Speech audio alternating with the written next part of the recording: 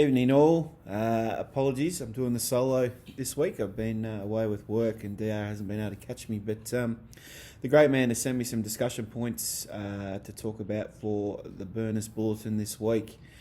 First question from Dan was, any win's a good win? Well, it is correct, especially when it puts us 2.5 games clear in the top six. So it was under some trying conditions. We were down to one rotation about 10 minutes into the second quarter.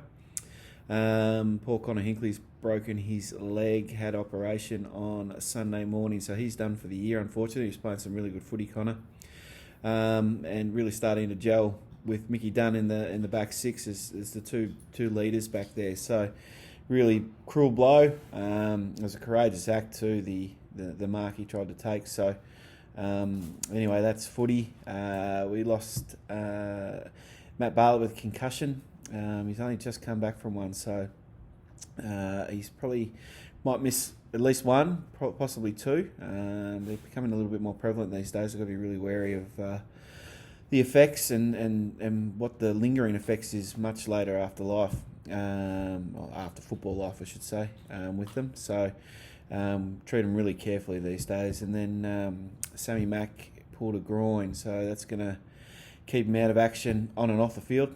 So he might miss 1 to 2 with that one. And then we found out on Monday Jack Ruffshead had broken his hand, so he's off to get a splint on that, I think in the next day or so. Hopefully it's not too long, but a bit of a bad luck for Jack because he was really playing some good footy too.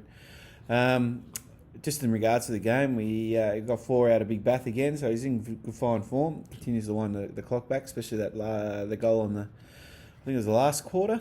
Handball onto himself 3 times and then check siding along the ground was something special. And then obviously we had a couple of debutants on the weekend, in Jacko Wright and Ralph Pasowski, so they played quite well. They found out the extra 40 minutes is a bit taxing. The boys both cramped in the last quarter, especially with no rotations. But they acquitted themselves quite well. It's putting us in a little bit of a bind selection-wise. We've got probably about 12 of our regular senior players out of the team at the moment. But with that breeds opportunity. So some guys that have been banging the door down for most of last year and this year are going to get opportunities. And that's great. And they're playing good football in the Dev. That's why Dev's side's so strong.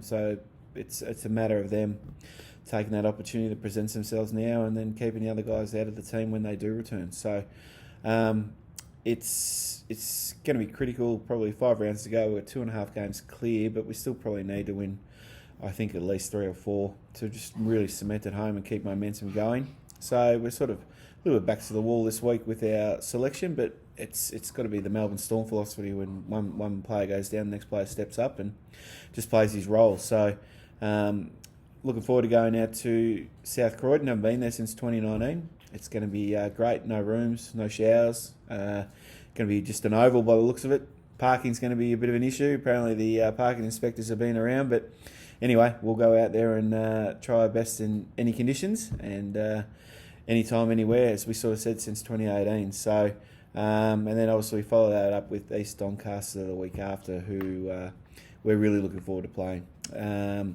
I'd love to see Red out at Cheon Park on the weekend, and go Burners.